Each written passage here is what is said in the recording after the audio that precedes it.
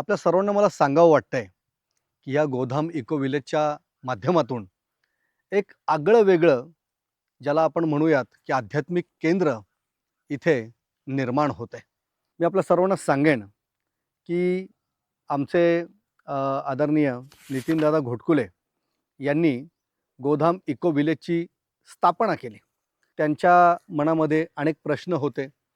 ह्या सगळ्या प्रश्नांचं उत्तर हे त्यांचं मत होतं, की याचा अधिष्ठान, याचा पाया हे आध्यात्मिक असायला हवं.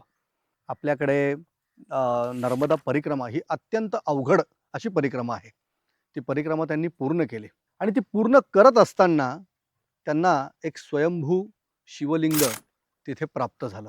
ही अर्थात ही ईश्वरी कृपा असते आणि या कृपेमधून त्या शिवलिंगावरती ओम हे त्याच्यावरती आणि त्रिशूळ अशा दोन्ही गोष्टी चिन्हांकित आहे. ही गोष्ट अगदी सोपी, सहज, साधी आणि सामान्य नाही. मला नक्की सांगायचं आहे, की याच्यामध्ये काहीतरी दैवी योग असा असतो.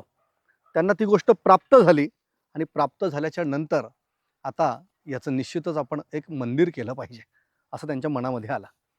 या आडले बुद्रुक या गावामध्ये अत्यंत मावळ तालुक्यातल्या या समृद्ध गावामध्ये एक छोटं मंदिर व्हावं आणि नंतर त्याचा व्यास वाढत ते एक मोठं समृद्ध मंदिर व्हावं म्हणून नर्मदेश्वर महादेव मंदिराची स्थापना त्यांनी करायचं नियोजन केलं.